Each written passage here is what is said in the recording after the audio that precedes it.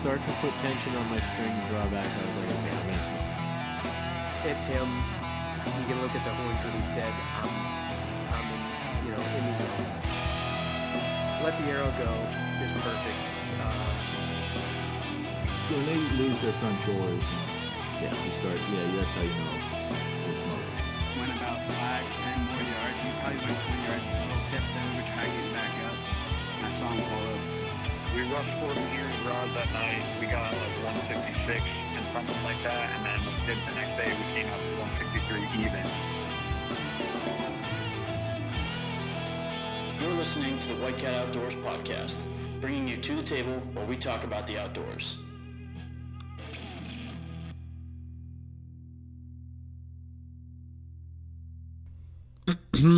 What is up, everybody? This is, I forgot, 78. Yep, it's 78, right. Yeah. It was 77 last week. 2 after the year of your truck. Yes, 2 after the year of my truck. What's up? Me, Nick, and Tom are all here hanging out. Tom's back. Yeah, Tom decided Glad to be back, too. We've fired him. Couldn't find a replacement, so we brought him back. Yeah. I'm somewhat happy to have you back.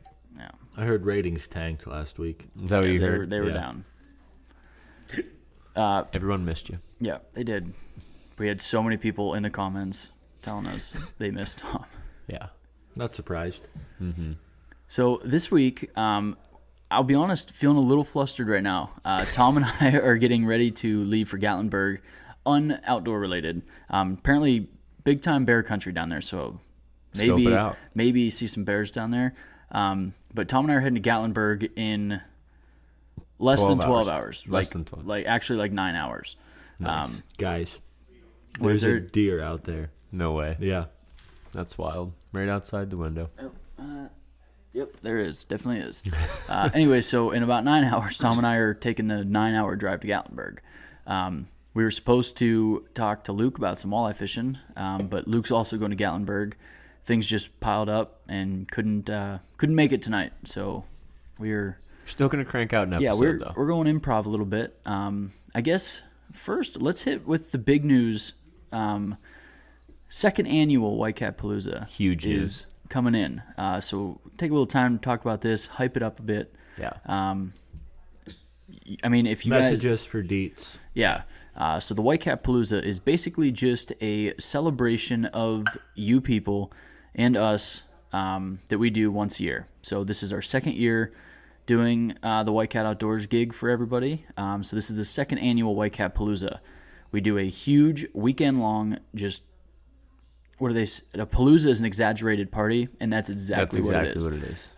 We're running 4 smokers this year. I mean, there's going to be pork butts. There's going to be... And I'm sure there'll be some grills. Oh, yeah. Frying walleye up. There's going to be brisket. There's going to be smoked turkey. There's fresh pork. Walleye. Oh, it's going to be insane. And if you're coming, feel free to bring a little side dish. Yeah, if you'd like to bring a side dish you got something special, you and the wife like to make, whatever, bring it.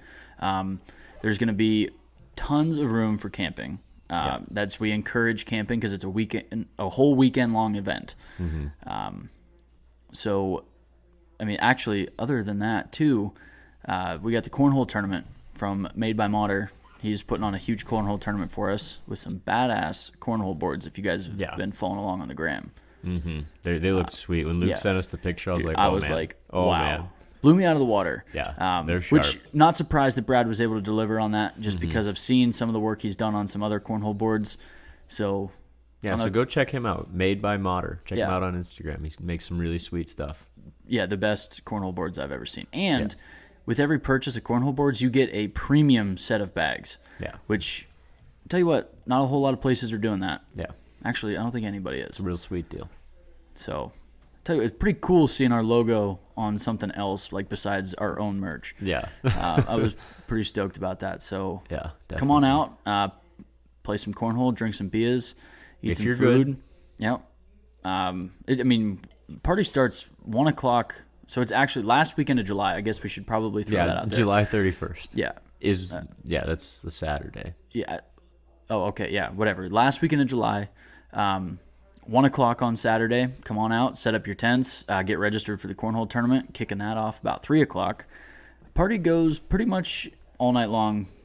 I think Tom and Jeremiah were up till 4:30, 5 o'clock last time.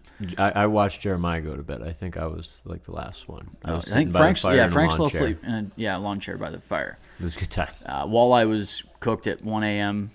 Absolutely delicious. Party never stops. It doesn't. And then, you know what? You don't just pack up your tent and leave in the morning. Breakfast in the morning. Breakfast, mimosas, and Bloody Marys. I was gonna say, if you're a square Screwdrivers. like Tom, you can have a Bloody Mary.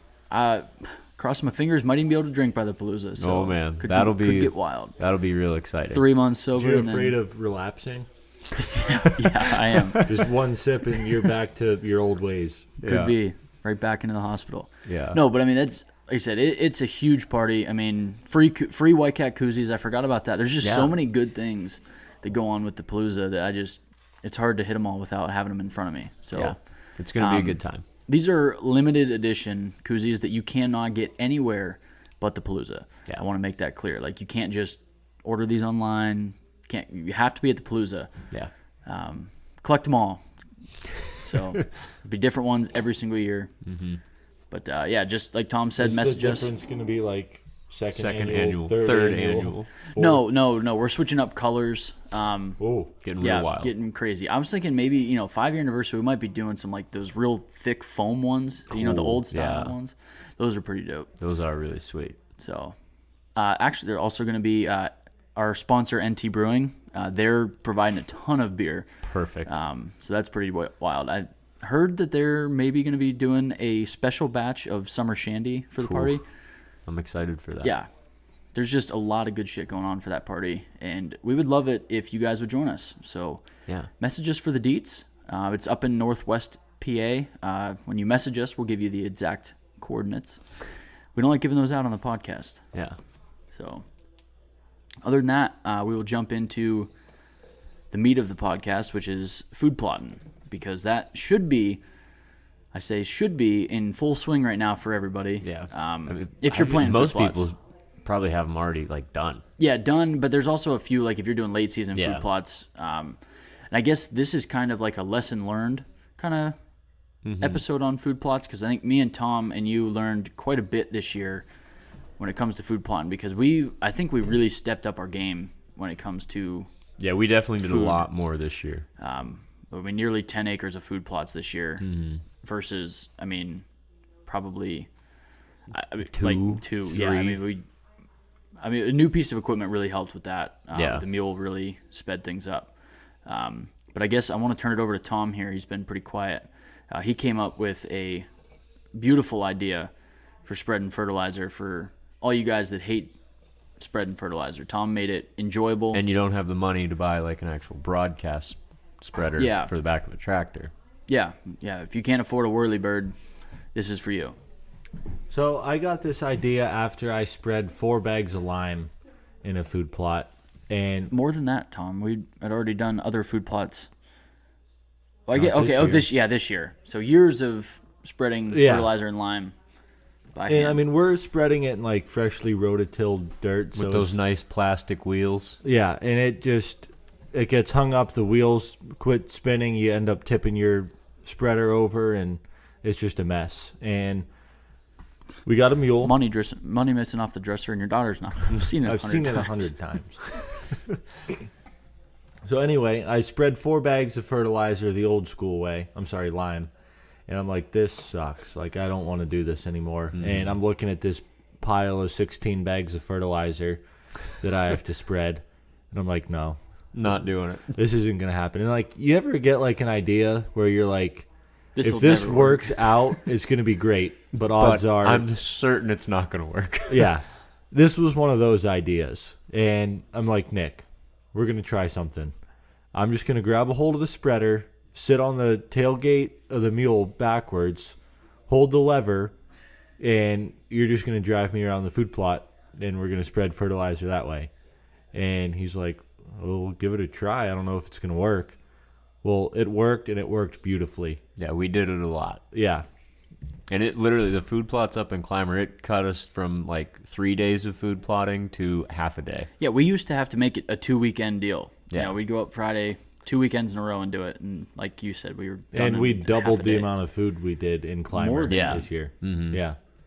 We went from 2 food plots to 7. So Yeah, so if you have a 4-wheeler, tractor, side by side, or have a buddy or neighbor, somebody you know has either a 4-wheeler or a side by side, and you can get the job done way faster. yeah, those little hand spreaders. They're cheap, Yeah. but they're meant for grass, like spreading grass seed. Basically, is what they're for. Yeah. If you follow our Instagram, you saw the video. You know how it's Yeah. done. Works out great. I was pretty happy with that. And when it actually worked, I was like, man, this doesn't happen all the time. My only complaint is that you can only put one 50-pound bag in at a time. But, I mean, it's really not that big of a deal because... We just loaded up the bed with a bunch of fertilizer, and you just dump it in when you're done. I mean, like you said, you're saving so much time. It's ridiculous. kind of makes it worth it to have to stop every 50 pounds. So thank you for that little tip there. One new thing. So I guess I should back up a little bit. Tom and I and Frank, all three of us, have had aspirations for corn up at the headquarters for quite some time. Way back early, I think maybe even before we were really hunting up there, there was corn in the field. One of the neighbors used to farm our property up there, and he had put corn up there a long time ago, but for the past 10 years at least, they've been cutting hay. They haven't even been reseeding or anything. It's just cutting the weeds. Yeah, basically I think it was just bedding for the cows. And so this was 2 years ago. No, last year. No, it was 2 years ago, I thought. When did it start, Tom? It was 2 years ago because last year we had the beans. So So 2 years ago, we talked to that farmer. We said, hey, that was when me and Tom got the property. Yeah. We had said, hey, we know you've been farming this property for quite some time. We've just become new owners of this. We're really looking to get some corn up here. Wanted to work through you first. And, since he's already there. Yeah. Would you be interested in planting some corn? We weren't in even our going to field? charge them. Yeah, we didn't want any money. Typically people, you have to pay per acre. Yeah, farmers or lease out their landowners lease property. their land to the farmers. Yeah, we were like, hey, we don't even want any money. We just want you to plant corn there, leave a few rows down at the bottom, call it a day. He said, you know what? I got you. That's a great idea. We can totally do that. And I was perfect. Yeah. Tom put me in charge of this job. By the way, that'll come in there. Yeah, definitely will come into play. So I told Tom, I said, hey, I just get things done. We got corn. It's going to be great. A little bit of a wet spring. Guy let me know, hey, it's a little wet. Corn's going to be put in a little late this year. Don't worry. We're going to get you some corn. No problem, buddy. Hey, I believe in you. We're holding on Nick's strong. guy. Yeah. And then weeks go by. Mind you, before all of this, I told Nick, I said, Nick, he ain't planting corn. And Nick's like, oh, he said he was. And I'm like, no, he's just going to use this land, try and He's milk gonna it get one for more what he year of can. hay. And, try and get his last year of hay. And then that's going to be it. Nick's like, oh, no, he's planting corn. Hey, you got to give the guy a benefit of the doubt. Anyways, weeks go by, maybe a month goes by, and all the corn on other properties is starting to pop through the ground. Send over a little text to my buddy and say, hey. Noticed you haven't even turned up the ground Yeah, yet. he said it's pretty wet back there. Said, every other field's got corn already growing. And at this point, I was starting to realize that we were not going to get corn. And I had admitted defeat to Tom. Tom, I really had to eat it for about a year. I think Up until next planting season. It was, And so first year, no corn. Second year, Tom and I, we did quite a bit of driving around to every other farmer in the area. We used Onyx heavily for that, went on some wild goose chases trying to get a hold of actual we did. landowners. Anyways, for whatever reason, couldn't get anybody that was interested in planting corn. So Well, where we're at, we had like probably 20 acres worth of land looking to plant. We were just going to do our whole field corn at that point, or at that time. And I guess for them, when they have fields that are 200-300 acres, 20 it's like, acres. why waste the time to plant this little 20-acre field? Yeah. yeah, It's not worth them driving a combine and a planter over. Yeah, so Tom came up with the bright idea that he's going to plant beans instead. No, that's not how it happened. I was going to plant corn. And I go to the co-op, and they're like, oh, sorry, we don't have any corn. We're all sold out. And I'm like, well, you have any beans? And they're like, well, kind of. I'm like, what do you mean? They're like, well, we have last year's beans that aren't inoculated, but they'll work fine. They'll work fine. I'm like, okay. It was like $25 for a 50-pound bag. Normally they're a lot more than that, but I'm like, hell, Can't go wrong. yeah, can't go wrong. Good deal. How much did he say they were? It was like $25. Yeah, for- to say typically soybeans, just in case you're not aware, it's usually about 70 for a seed soybeans. Yeah. So I was like a third of the price. Guy said it's gonna work great. Tom Ready put to it. That rock was and roll. Tom's guy. You know? Yeah, we were besties. We were Snapchatting and stuff. But anyway, we go up to plant and I open the bag and half these things are like cracked in half. There's like weeds in it and still like some stalks. There's actually quite a few corn kernels in there too. I'm looking at it, I'm like, this just ain't gonna fly. I know. Your boy hosed you. Yeah. So our Snapchat streak ended shortly thereafter. Planted the seeds, and they actually came up really nice. And Yeah, okay. I'm telling you, you guys weren't there, but Yeah. well, you were there at the end. But I went up there, and my beans were looking pretty full. They were about 6 inches tall, and I'm like, okay, we're getting somewhere. This is gonna be all right. And then I go up like 2 weeks later, and it looks That's like when everybody came Yeah, up. Mind and- you, Tom didn't take any pictures of this 6-inch tall soybeans. it looked like somebody brush hogged it. Yeah, it was it like looked like grass. There it was no like beans. 2 inches tall, and the grass was starting to fill in. And next thing you know, grass is overpowering the soybeans. I tried to spray it, killed all the grass, but the beans, they just didn't really grow. After that, I don't know what the hell happened. Yeah, Tom bought some magic beans, and no bean stalks grew. yeah. Hey, That's we why had we a- have the Jack and the Beanstalk stand. Yeah, but they ate the crap out of the leaves that grew. So Yeah. So here we are, year 3 of wanting corn badly. And my grandpa actually spent all last winter, he got a hold of this old 2-row corn planter. Spent all winter long restoring it, bringing her back to good as new. Got everything ready to go. He planted his house, my uncle's house, and then we were up in Clymer planting our field. We found out after planting 42 rows of corn that the plates were a little too small for the kernels we were using. So, and the problem is we didn't know this for sure until weeks later, and corn started to come up, but it was Spotty. very, very spotty. So by the time we realized it was too late, or that we didn't have enough corn growing in the food plot, we had to replant ours, but my grandpa had already replanted his, and my Uncle Kevin had already replanted his, and me and Tom were left with, about 8 rows worth of corn out of 42 that we wanted. We'd already spread all of our fertilizer, everything. So we put that corn in, and now, like I said, we're leaving for Gatlinburg, same state. Close enough. So we have to plant all of the rest of our corn. Luckily, this time I went back to the co-op. They had fresh corn, this year's corn. Oh, man. None of that non-oculated crap that Tom bought last year. This is good corn, 90-day, Coming up. ready to go. you plant it, end of June. It's ready end of September. Yeah, it's going to be Great in glorious. time for deer It's going to season. be perfect. Yeah. One little... But what you brought up the corn thing because you wanted to bring up one specific thing about like broadcasting. Yes. So in our research of planting corn, and it's a pain because it's like 45 minutes to trailer the corn planter and the tractor and everything up there to do the corn.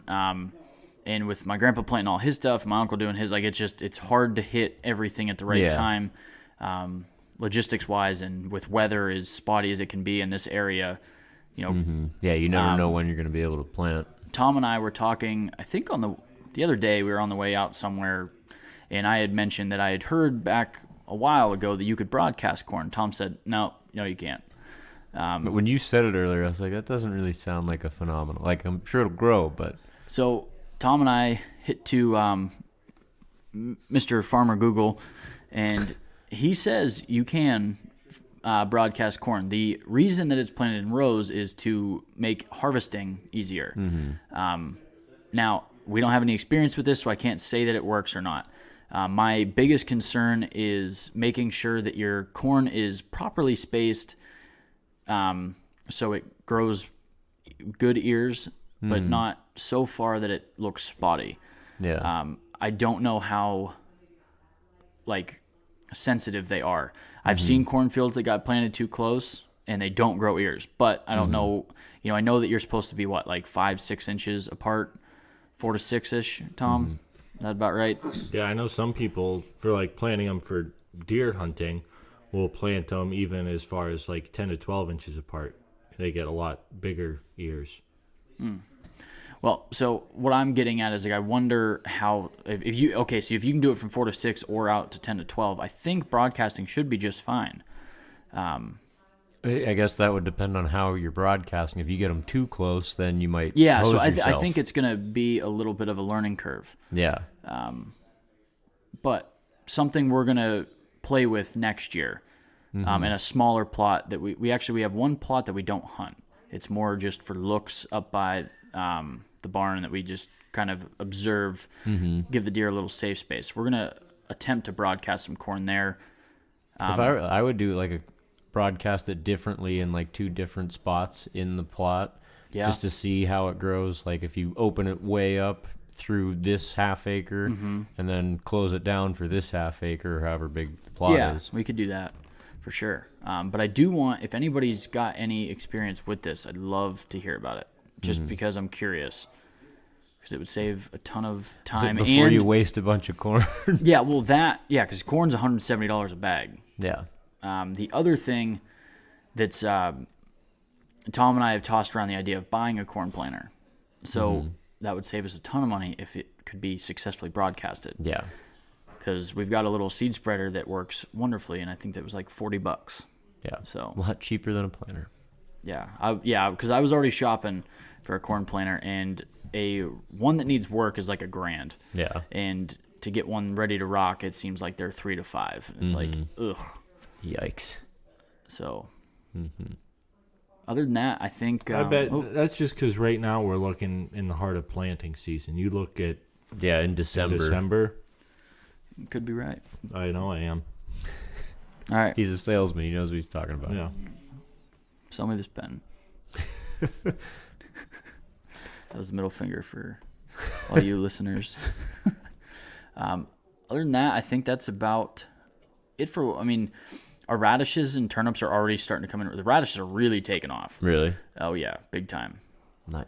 Little update on the radish field. Saw a bear up on Climber already. Nice. Every year we see bears. This one's littler than the one I saw last year. This was not even 100 pounds, probably closer to 80. Nice. 60 to 80 pounds. Just a little guy. Well, maybe he'll hang around. Or we did plant maybe- some berry bushes for him. Maybe mom's around there too. Yeah. But it was really neat to see. I saw one bear last year. We've had him on camera every year.